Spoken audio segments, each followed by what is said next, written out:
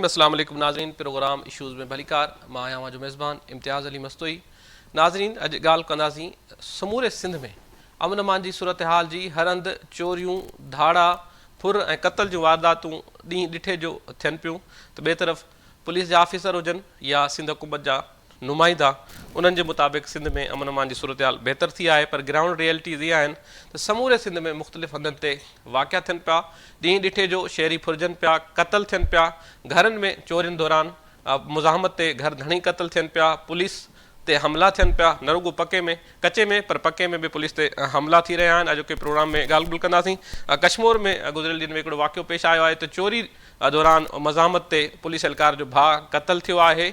ऐं सखर में अॼु जेको आहे हिकु अफ़सोसनाक वाक़ियो पेश आयो आहे जिते चोरी जी कोशिश दौरान मज़ाहमत ते घर धणी असलम चौहान खे क़त्ल कयो वियो आहे। इन तरह सां ठुल में जेको आहे गुज़िरियल ॾींहुं शहरी जॾहिं बैंक मां रक़म कढाए निकितो त उन वापारी खां 10 लख रुपया ॾींहुं ॾिठे जो फुर कया विया। ऐं ॿियो हिकिड़ो अफ़सोसनाक वाक़ियो जेको कंबर में पेश आयो जिते पुलिस ते हमिलो थियो, जंहिंमें 2 पुलिस एहलकार ज़ख़्मी थिया, जिन में ॿुधाए पियो वञे त हिकु पुलिस एहलकार गणती जोगी हालत में खेसि कराची मुंतक़िल कयो वियो आहे ऐं जवाबदार उन्हनि जा जेके सरकारी हथियार आहिनि, राइफलूं आहिनि, उहे बि फुर करे फ़रार थी विया आहिनि। इहे उहे वाक़िया आहिनि जेके रिपोर्ट थिया आहिनि। घणेई अहिड़ा वाक़िया हुजनि था जेके रिपोर्ट कोन था थियनि। समूरे सिंध में अमन अमान जी तमामु घणी जेका सूरत हाल आहे उहा ख़राबु आहे। इन ते ॻाल्हि ॿोल कंदासीं। असां सां गॾु सखर मां असांजा सीनियर रिपोर्टर आहिनि साहिल जोगी साहब, उन्हनि असांखे वीडियो लिंक ते जॉइन कयो आहे। कश्मीर मां असांजा सीनियर रिपोर्टर आहिनि गुलाम फरीद जामड़ो, उन्हनि असांखे वीडियो लिंक ते जॉइन कयो आहे। ठुल मां असांजा सीनियर रिपोर्टर आहिनि मजीद नुनारी, उन्हनि असांखे वीडियो लिंक ते जॉइन कयो आहे। ऐं कंबर मां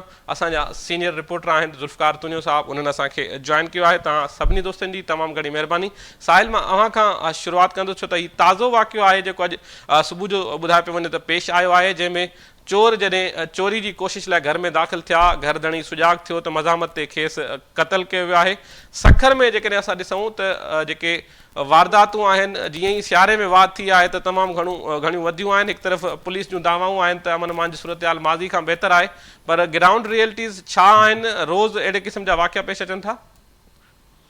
महिरबानी इम्तियाज़ साहब। सखर जेको अमुन जो गढ़ ज़िलो सम्झियो वेंदो हो, हाणे उहो बि बदअमनी जी लपेट में अची वियो आहे। रोज़ फुर, चोरियूं, क़त्लो गारत वधी वई आहे ऐं सखर बि कश्मीर ऐं जेकबाद ऐं शिकारपुर ज़िलनि जहिड़ो ॾेख ॾियणु लॻो आहे। अॼु जेको वाक़ियो पेश आयो आहे राति चोरी जे दौरान एयरपोर्ट थाणे जी हद लबाणो ॻोठ में अहिड़े क़िस्म जो वाक़ियो पेश आयो आहे। चोरी जे इरादे सां ॾुहारी असलम चौहान जे घर में घिड़िया घुरिया वीचारो। उन जीअं ई उथियो ऐं मज़ाहिमत कई त चोरनि जेको आहे उनखे गोलियूं हणी क़त्ल करण बैदि हू फ़रार थी विया आहिनि। त हीउ वाक़ियो सिर्फ़ु राति न आहे, पर मुसलसिल जेको आहे 3 वाक़िया अहिड़ा पेश आया आहिनि। अॼु खां 3 ॾींहं अॻु में सखर जे तमाचाणी थाणे जी हद में पोरियत सिंधड़ी होटल ते कमु करे हू वापसि घर वञी रहियो हो त हथियारबंदनि हुन खां मोटरसाइकिल फुरकण जी कोशिश कई ऐं उन दौरान मज़ाहिमत ते गोलियूं हणी करे नौजवान पोरियत याकूब घुसो खे क़त्ल करे छॾियो। अञा उहो क़त्ल उते ई आहे त वरी उन खां पोइ पनुआ किल वेझो रज़ा ॻोठ थाणे जी हद में हिकिड़ो पोरियत जेको पंहिंजी ॿनीअ ते सुतल हो, सोलर जी प्लेटूं लॻल आहिनि, उन सोलर प्लेटुनि जे हवाले सां जेके चोरियूं आम थी वियूं आहिनि, उन सोलर प्लेटुनि जे हवाले सां हू सुतल हुयो ॿनीअ ते, त हथियारबंदनि वाजिद आलमाणी उनखे पिणु क़त्ल करे छॾियो। यानी ही मुसलसिल 5 ॾींहंनि जे अंदरि 3 क़त्ल थी चुका आहिनि जेके चोरी ऐं फुर मज़ाहिमत ते। ही त क़त्ल आहिनि, पर उन खां अलावा जेकॾहिं असीं ॻाल्हि कयूं त सखर जेको सिंध जो 3 नंबर वॾो शहर सखर आहे ऐं सखर अमुन जो गढ़ सम्झियो वेंदो हो, पर हाणे सखर शहर जे विच बाज़ारनि मां फुर थिए पई। मसरूफ़ तरीन इलाइक़नि मां जंहिंमें बंदर रोड, शाही बाज़ार, नीम की चाड़ी, मिलेट रोड, ही अहिड़ा रोड आहिनि जेके शहर जी दिलि सम्झियो वेंदो आहे, पर हाणे उते बि फुर, चोरियूं ऐं मोटरसाइकिल जेका आहे उहा त फुर थियण रोज़ानो तक़रीबन सॼे ज़िले मां 12 खां 15 मोटरसाइकिलूं फुर थियनि थियूं।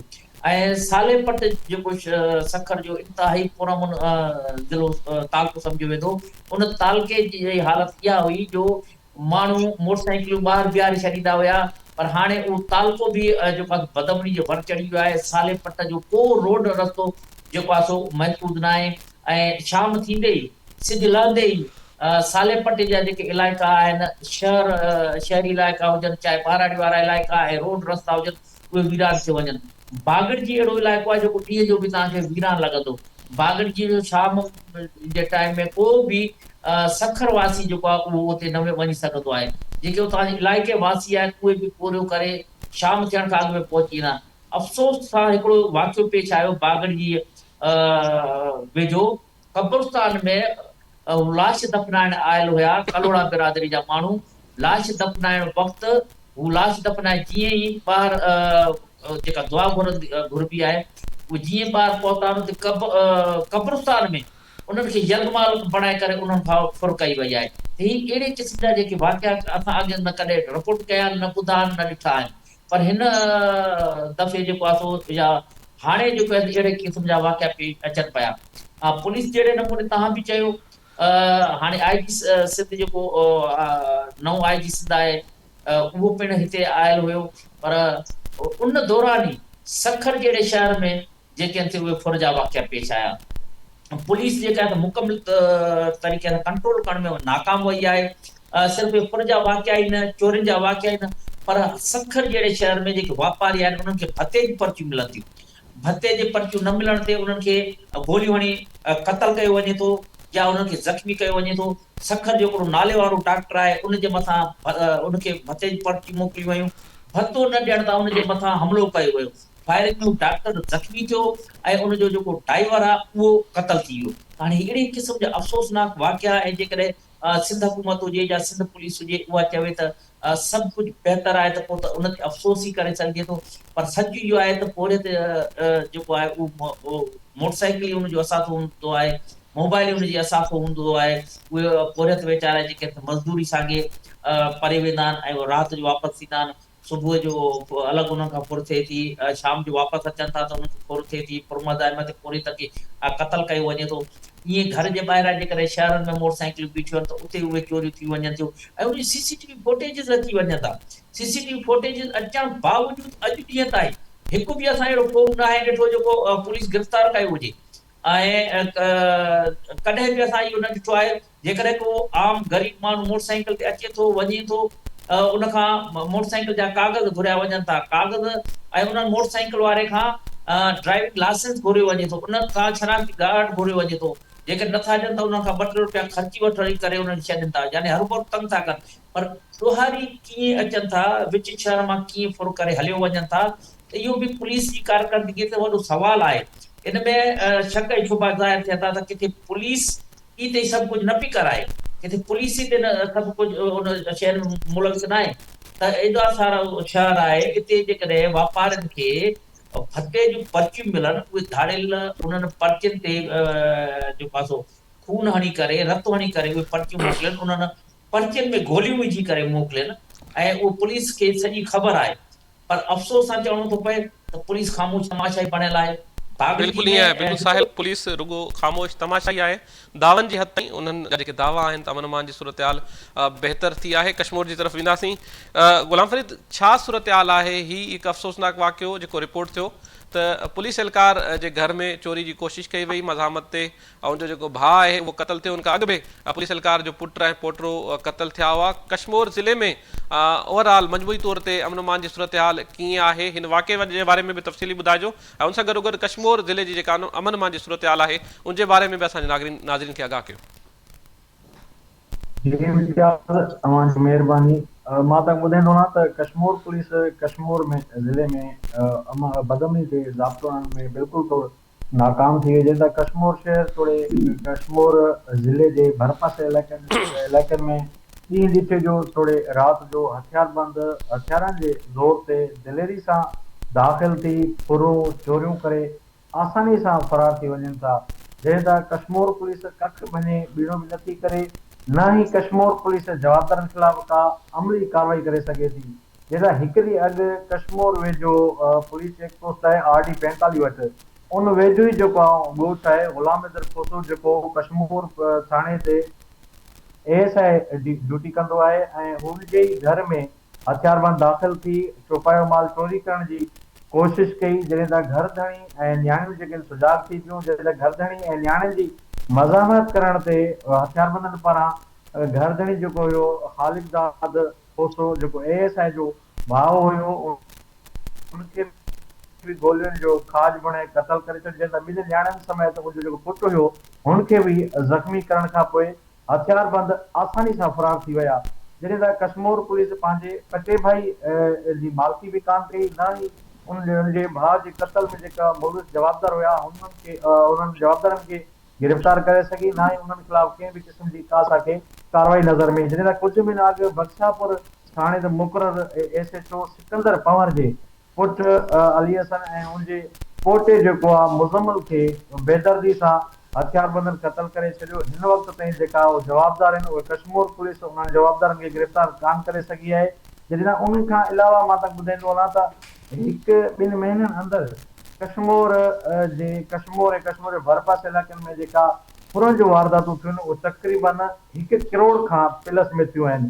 जंहिं त कश्मीर ASP ऑफिस आहे, ASP ऑफिस जे चंद ई फुटनि ते दीवान जो किराने जो दुकान आहे, जंहिंखां हथियारबंदनि ॾींहुं ॾिठे जो हथियारनि जे ज़ोर ते दीवान मूजिब त वापारी मूजिब त मूंखां 12 खां 13 लख रुपया फुर्ती आहे, लेकिन पुलिस मूजिब त जेको किराने जो वापारी हुन 6 खां 7 लख रुपया हथियारबंद फुर कया आहिनि। अहिड़ी रीति कश्मीर जो मुखी आहे, कश्मीर हिंदू पंचायत जो मुखी आहे, उन खां जेको आहे त अन्न जे दुकान तां हथियारबंद 25 लख रुपया फुर करे ॾींहुं ॾिठे जो फरार थी वियो। अहिड़ी रीति मिल सारनि जी मिल जो मालिक आहे भीषम दास, हुनखां जेको आहे ॾींहुं ॾिठे जो विच शहर मां थाणे जे बिल्कुलु बैक साइड ते पुठे पासे खां 36 लख रुपया जेके हथियारबंद खां फुर करे। अहिड़ी रीति केतिरा ई वाक़िया थिया आहिनि जेके कश्मीर में फुरनि जा थिया आहिनि।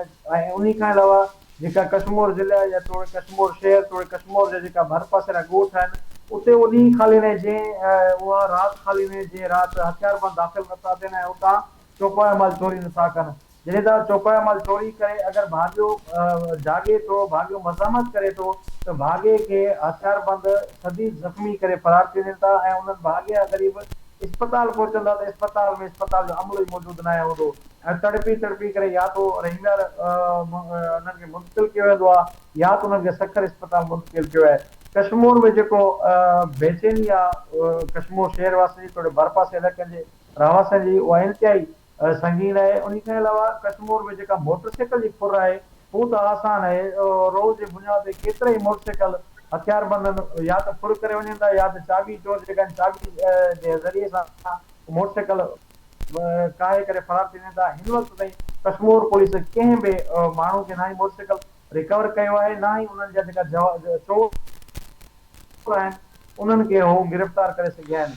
जॾहिं त उन खां अलावा मां तव्हांखे इहो ॿुधाईंदो वञा त अॼु ई ताज़ो हिकु नींगर हुयो पंहिंजे घर तरफ़ वञे पियो त सरदारू फाटक आहे, उहो कच्छ आबादी जो इलाइक़ो आहे, उन खां हथियारनि जे ज़ोर ते 2.5 लख रुपया नक़द रक़म ऐं नई जेकी आहे उन खां मोटरसाइकिल ऐं मोबाइल फोन फुर करे आसानी सां फरार थी वञे। कश्मीर पुलिस खे ऐं पुलिस खे इतला बि ॾिनो पर पुलिस वाक़ई हंधि कान पहुती। जेका मालिक हुया जेका फुर थी पाण जेका पंहिंजे गाॾियुनि ते पंहिंजा नौजवान छोकिरा गॾु करे ॾुआरियुनि जे पोयां लॻा पर ॾुआरी उतां बि फरार थी विया। पर हुननि जेको आहे त सोशल मीडिया ते हिकिड़ी वीडियो बयान जारी कयो त असां सां फौजी रहिया आहियूं त कश्मीर पुलिस किथे आहे ऐं कंहिंजे कमकार सां लॻल आहे। असां शहरवासी जेका ॾींहुं ॾिठे जो फौजी रहिया आहियूं ऐं पंहिंजी मर्ज़ी सां पाण करूं था, ॾुआरनि जे पोयां बि असां पाण वञूं था, पुलिस खे इतला ॾियूं था, उन बावजूद बि जेको आहे पुलिस ॾुआरनि जे पोयां नथी लॻे। जॾहिं त अहिड़ी रीति जेको मां त अॻु में ॿुधायो त विकी कुमार खां जेका फुर थी उन्हनि जो बि इहो ई चवणो त असां कश्मीर पुलिस खे इतला ॾिनो। बिल्कुल ठीक है गुलाम फरीद, रुगो पुलिस दावा करे थी पर वाक़े खां पोइ पुलिस जो रिस्पांस तमामु घटि आहे। नाज़रीन ॻाल्हि ॿोल जे सिलसिले खे अॻिते वधाईंदासीं। इते प्रोग्राम में टाइम थियो आहे शॉर्ट कमर्शियल ब्रेक जो, हाज़िर थियूं था हिकिड़े नंढड़े ब्रेक खां पोइ। वेलकम बैक नाज़रीन, ॻाल्हि ॿोल जे सिलसिले खे अॻिते वधाईंदासीं। ॻाल्हि कयूं पिया समूरी सिंध में अमन अमान जी ख़राब सूरत हाल जे हवाले सां। हुक्मरान धुर हुजे या सिंध पुलिस जा आला ऑफिसर, उन्हनि तरफ़ां हर भेरे इहा दावा कई वञे थी त सिंध में अमन अमान जी सूरत हाल पहिरियां खां तमामु घणी बहितर आहे। पर जहिड़े तरीक़े सां साहिल जोगी ऐं गुलाम फरीद जामड़ो ॿुधायो त सखर में हिकु हफ़्ते अंदरि 3 नौजवान शहरी जेके आहिनि उहे फुर दौरान मज़ामत ते क़तल थिया आहिनि ऐं कश्मीर जी जेका हालति आहे उहा तमामु घणी ख़राबु आहे। उते रोज़ फुरूं धाड़ा ऐं चोरियूं रोज़ जो मामूल बणियल आहिनि ऐं मज़ामत ते पुलिस जो जेको ऑफिसर आहे ASI उनजे घर में चोरी जी कोशिशि थी ऐं मज़ामत ते संदसि भाउ क़तल थियो ऐं घर जा जेके ॿिया भाती आहिनि नियाणियुनि सुधो उहे ज़ख़्मी थिया आहिनि ऐं केतिरियूं ई वारदातूं आहिनि जेके शहरनि खां ॾींहुं ॾिठे जो पैसा फुर थियनि था। कश्मीर ज़िले जी सूरत हाल तमामु घणी ख़राबु आहे। उन सां गॾोगॾु सखर में बि वाक़िया तमामु घणा रिपोर्ट थियनि पिया। हाणे असीं ठुल जी ॻाल्हि कंदासीं। गुज़िरियल ॾींहुं हिकु अफ़सोसनाक वाक़ियो पेश आयो ठुल में जॾहिं हिकु वापारी बैंक मां रक़म कढाए वञी रहियो हो त हथियारबंदनि उनखां 10 लाख रुपयनि जी जेका आहे उहा फुर कई आहे। मजीद इहो ॿुधाइजो त ठुल समेत समूरे ज़िले में अमन अमान जी छा सूरत हाल आहे, छो त जॾहिं असां जैकाबाद ज़िले जे हवाले सां ऑफिसरनि सां ॻाल्हि ॿोल कई आहे ऑफ द रिकॉर्ड त उन्हनि जी इहा दावा हुई त ऑपरेशन कयो वियो हो कुझु ॾींहं पहिरियां ऐं जेके ॾोहारी आहिनि उन्हनि जे ख़िलाफ़ु तमामु घणो सख़्तु ऑपरेशन हुयो त ॾोह तमामु घणा घटिजी विया आहिनि जैकाबाद में। असल हक़ीक़त छा आहे ठुल ऐं भरपासे वारे इलाइक़नि में अमन अमान जी सूरत हाल हिन वक़्तु कीअं आहे? महिरबानी इम्तियाज़ साहब, बिल्कुलु सॼी सिंध में खां वधीक जेको बदअमनी हुई उहा असांजे भरपासे जे ज़िले कंदकोट में हुई ऐं उन खां पोइ जैकाबाद जे जेके तालका आहिनि उहे ॻढ़ियूं खैर ऐं जैकाबाद सिटी में बि हुई। ठुल्लो कुझु न कुझु बचियल हुयो, पर जंहिं ॾींहं खां वठी ऑपरेशन शुरू थियो कंदकोट ख़ासि तौर तंगवानी में ऐं ड्रोन हमला थिया त ॾोहारनि जेको आहे उहो बलूचिस्तान बजाए ठुल ऐं जैकाबाद जो रुख़ कयो। नतीजे तौरु ठुल में इंतिहा दर्जे जी बदअमनी वधी वई। रातियूं त छा ॾींहं जो माण्हू सख़्तु परेशान हूंदा हुआ ऐं भते जो आज़ार बि वधी वियो।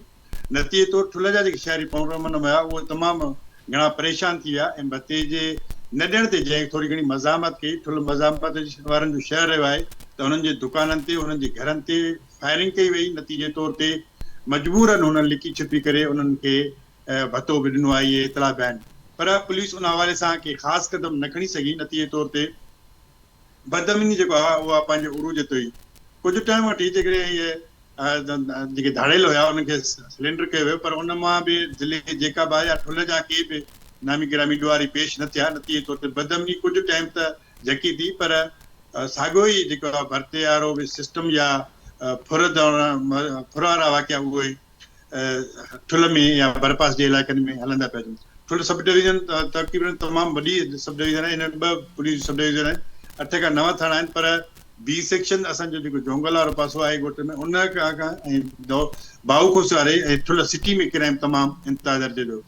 एॾे वाक़े खां पोइ जेको ऑपरेशन कयो उन खां पोइ कुझु त घटिताई आई। नतीजे तौरु न त ठुल ऐं कंदकोट रोड ते को बि मुसाफ़िर ॾींहं जे वञण लाइ तयारु न हूंदो, वेगन वारो हुजे या बसूं हुजनि या तव्हांजो ट्रक टाला हुजनि, उनको ॾींहं जो ई फुर थींदियूं हुयूं ऐं नतीजे तौरु जेके को मज़ामत कंदो हुयो त उहे मारिजी बि विया ऐं केतिरा ई ज़ख़्मी थिया। कुझु ॾींहं अॻ में बि जेके फुरनि जी वारदात में घटि थिया त उन खां पोइ कॉलेज रोड ते मुगी जो वॾो वापारी हुयो अब्दुल जब्बार नूनारी, उनजे घर में गिरी 6 खां वधीक हथियार बंद आहिनि। हुनजे घर मां सोना ज़ेवर 25 तोला 25 लख रुपया रोक ऐं हथियार खणी विया। अहिड़ो केस ए सेक्शन थाणे ते बि दाख़िल कयो, पर महीने खां वधीक गुज़रण बावजूद का पुलिस अॻुभराई न करे सघी आहे। तोड़े जो ठुल पुलिस कुझु बदनाम ॾोहारी अल्लाह बख्श बंगलानी या मुगेरी वग़ैरह उनखे फुल फ्राई कयो आहे, कुझु हाफ फ्राई कयो आहे, पर बदअमनी वारो जेको राज आहे उहो ऐं ख़ौफ़ उहो पंहिंजी जाइ ते बरक़रार आहे। गुज़िरियल ॾींहुं वापारी आहे हुनजो रुकुनदीन खोसो ऐं संदसि पुटु जेको आहे उहो हिकिड़ी ख़ानगी बैंक मां 10 लाख रुपया कढाए घर तरफ़ विया ऐं बैंक ऐं तव्हां हुनजे घर जो मुफ़ासिलो 6 खां 7 मिंट जो आहे ऐं उहो सिटी में ई आहे त 2 मोटरसाइकिलनि ते 4 हथियार बंद उन्हनि ते कब्ज़ो करे उहो पैसा रोक रक़म जेके हुयो ऐं ॾींहं ॾिठे जो मोबाइल फ़ोन ऐं ॿिया कागज़ जेके आहे उहे खणी फ़रार थी विया आसानी सां ई। अहिड़े इतला ते सभई शहरी जेका ए सेक्शन थाणे ते पहुता ऐं अहिड़े इतला ते SSP जैकाबाद कलीम मलिक बि पहुतो। हुन ख़ातिरी कराई त तव्हांजी जेकी फुर थियल सामान आहे ऐं ॾोहारी उनखे गिरफ़्तार कयो वेंदो ऐं अहिड़ी यकीन दयानी ते त उहो वापारी मजबूरन एहतजाज या शहरी ख़तमु कयो आहे, पर 2 ॾींहंनि खां पोइ APC ठुल में थियणी आहे इन बदअमनी जे हवाले सां। जेको कल्ह वाक़ियो थियो उन में इहे ज़रिया चवनि था त पुलिस खे कुझु सुञाणप थी वई आहे ॾोहारनि जी, पर हिन महिल ताईं का बि गिरफ़्तारी अमल में न अची सघी आहे। नई वरी इन हवाले सां पुलिस कुझु ॿुधाइण लाइ बि तयारु आहे त कहिड़ी अॻुभराई थी आहे। हिन वाक़े जो केस बि दाख़िल न थियो आहे ऐं रिवायती तौर ते पुलिस पंचायत चवे थी त असीं कोशिशि कयूं पिया ऐं इहो कुझु ॾींहंनि जे लाइ जारी हूंदो, वरी पोइ को वॾो वाक़ियो थींदो त पोयां जेके आहिनि वाक़िया उहो विसरी वेंदा आहिनि या उहो जेको मालिक आहे उहे अज़ाब में गुज़ारींदा आहिनि। अॼु ॿुधाए पियो वञे त SSP Kaleem Malik B section थाणे जोंगल जे भरिसां ई ऑपरेशन करे पियो ऐं इहे इतला बि आहिनि त कुझु फायरिंग या कुझु ॾुआरियुनि सां मुक़ाबिलो थियो आहे, पर पुलिस रिवायती तौर ते का बि प्रेस रिलीज़ जारी न कई आहे, पर सोशल मीडिया ते ज़रूरु कंहिं जॻह ज़ख़्मी थियण जा इतला आहिनि, पर उन को बि इदारो कंफर्म करण लाइ तयारु कोन्हे। ऐं तव्हांखे ॿुधाईंदा हलूं त इम्तियाज़ साहब नओं IG जेको आहे जावेद आलम ओडो, उनजो ही जेकाबाद ज़िलो आहे, गढ़ीखेरे सां तालुक़ु रखे थो ऐं हितां जा माण्हू ठुल जा ख़ासि तौर ते या जेकाबाद या गढ़ीखेरे में तमामु घणी बदमनी आहे। उहो लाज़मी ॻाल्हि आहे, वॾियूं उमेदूं रखिया हूंदा त हिन ज़िले में अमन थिए, पर हिन महिल ताईं को ख़ासि अॻुभराई न थी सघी आहे। बिल्कुलु ठीकु आहे, बिल्कुलु ठीकु आहे मजीद, तव्हां असां सां गॾु ई रहो। हाणे कंबर जी जेका सूरत हाल आहे उन बाबति असां सां गॾु सीनियर सहाफ़ी आहिनि, असांजा सीनियर रिपोर्टर आहिनि ज़ुल्फ़कार तुनियो साहब, उहे असां सां टेलीफोन लाइन ते मौजूदु आहिनि। ज़ुल्फ़कार, गुज़िरियल ॾींहुं ही अफ़सोसनाक वाक़ियो पेश आयो जंहिंमें ॿुधाए पियो वञे त 2 पुलिस एहलकार जॾहिं उहे ड्यूटी करे वापसि वञी रहिया हुआ त उन्हनि ते हमिलो कयो वियो आहे, जंहिंमें हिकु एहलकार सख़्तु जेको आहे ज़ख़्मी ॿुधाए पियो वञे, जेके कराची मुंतक़िल कयो वियो आहे ऐं हथियारबंद उन्हनि जा जेके हथियार आहिनि सरकारी राइफलूं उहे बि खणी फ़रार थी विया आहिनि। त कंबर ऐं भरपासे वारे इलाइक़नि में छा पुलिस बि हाणे महफ़ूज़ न आहे रही?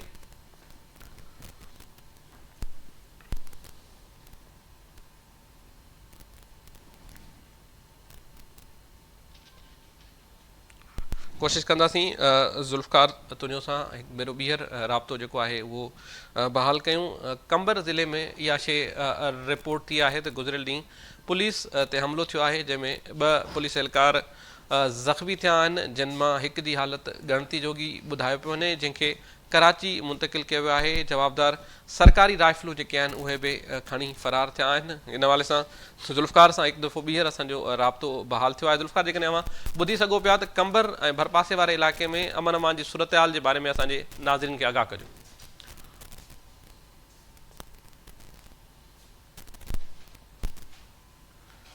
नेटवर्क जो को मसइलो आहे, असां कोशिशि कंदासीं त ज़ुल्फ़कार सां ॻाल्हि ॿोल जे जेको सिलसिलो आहे उनखे जारी रखे सघिजे नेटवर्क जे करे।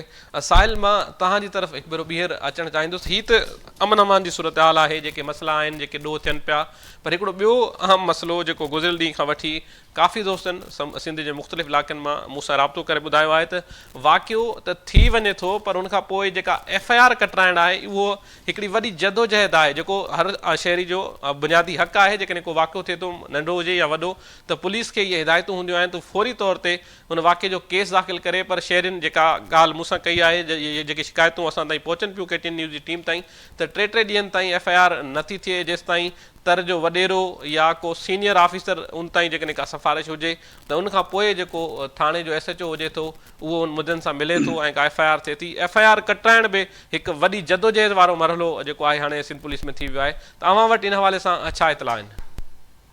बिल्कुलु इम्तियाज़ साहब, सिंध समूरी में इहा ई सूरत हाल आहे त तव्हां ॾिठो हूंदो त पंहिंजो सिंध में सियासी हवाले सां पूरियूं FIR उहे जेके आहिनि धड़ाधड़ मिंट में थी वञनि थियूं।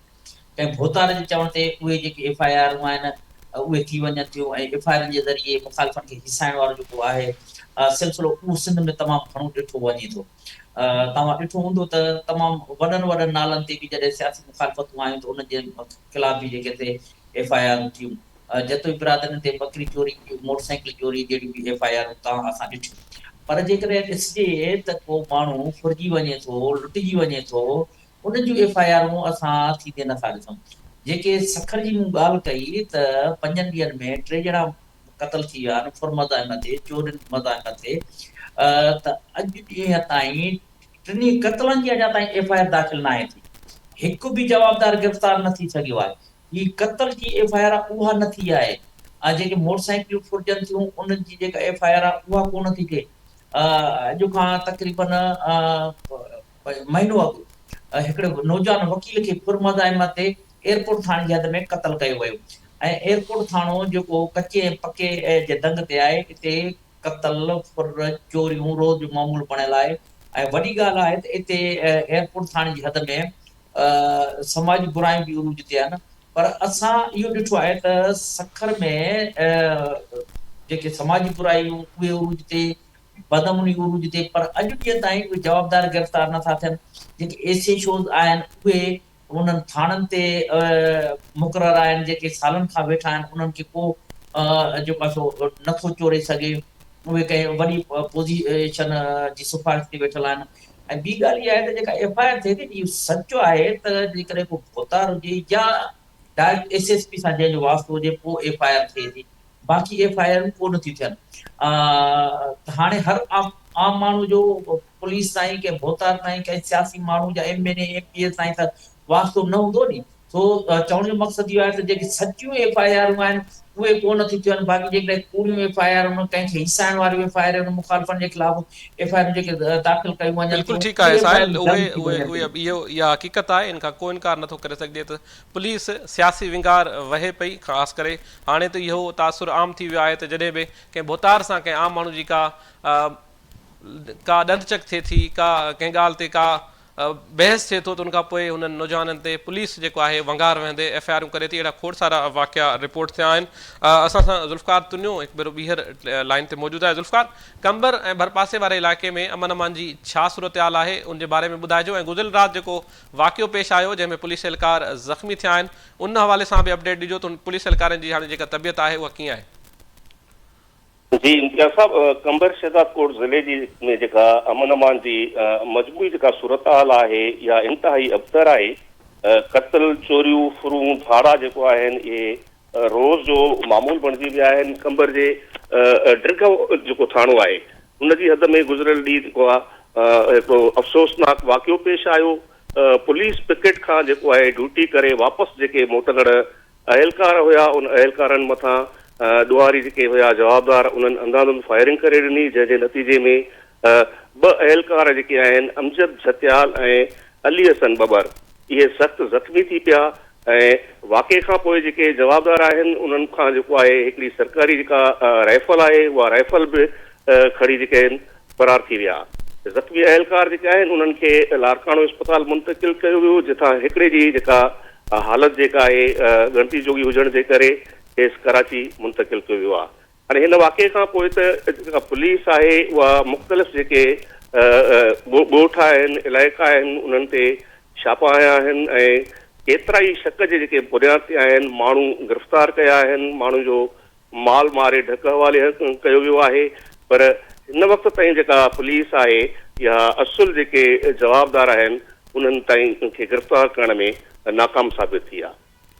ऐं इन खां अलावा कंबर जो जेको वार थाणे जी हद में कुझु ॾींहं अॻु हिकिड़ो वाक़ियो पेश आयो। पुलिस जे मुबैना मुक़ाबले में हिकु ॾोहारी आहे, जेको मुबैना ॾोहारी चयो पियो वञे, गुलाम मुस्तफ़ा चांडियो, उहो उनखे पुलिस मुबैना मुक़ाबले में माण जी दावा कई। पुलिस जो इहो चवणु हुयो त गुलाम मुस्तफ़ा जेको चांडियो हुयो उहो मुख़्तलिफ़ केसनि में घुरबल हुयो, पर पुलिस उन जा जेके केस आहिनि उहे मीडिया जे अॻियां ज़ाहिर न करे सघी आहे। ऐं हीउ जेको गुलाम मुस्तफ़ा चांडियो हुयो जेको जंहिंखे मुबैना मुक़ाबले में पुलिस मारजण जी दावा कई आहे, हिकिड़ो ॾींहुं अॻु में इन जे वारसनि वार प्रेस क्लब अॻियां एहतजाज कयो हुयो ऐं उन जे वारसनि जो चवणु हुयो त गुलाम मुस्तफ़ा चांडियो बेॾोही आहे ऐं उनखे पुलिस बेगुनाह गिरफ़्तार कयो आहे ऐं हुननि ख़दशो ज़ाहिर कयो हो त असांजे नौजवान खे कूड़ो ऐं जुड़तू मुक़ाबिलो ॼाणाए मारियो वेंदो। जंहिंजे ॿिए ॾींहं ते रिसेंटली इहो ई वाक़ियो आयो त पुलिस उन नौजवान गुलाम मुस्तफ़ा चांडे खे मुबैना मुक़ाबले में मारण जी दावा कई आहे। इन खां अलावा पखे थाणे जी हद में कुझु ॾींहं अॻु ॾींहं ॾिठे जो जेको आहिनि हथियार बंदन राइस मिलर आहे सलीम मंगी, उन सलीम मंगी जी राइस मिल ते काह कई ऐं 22 लख रोक जेके या उहे फुर करे आसानी सां फरार थी विया। न रुॻो एतिरो पर उते जेके उन राइस मिलर जा जेके वेठल गार्ड हुयो उन खां बि हथियार जेके आहिनि खसे खणी विया।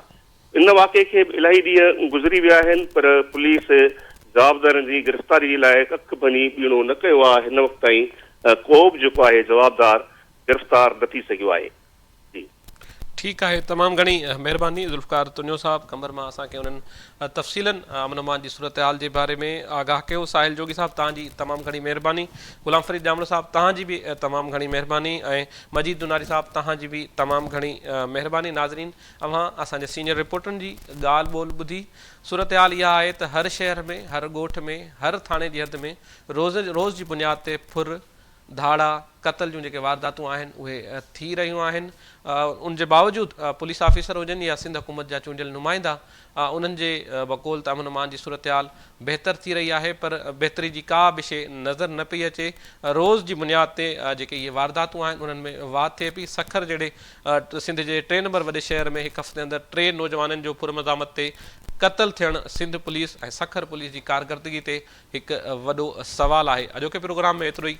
ॾींदा इजाज़त। अला भाई।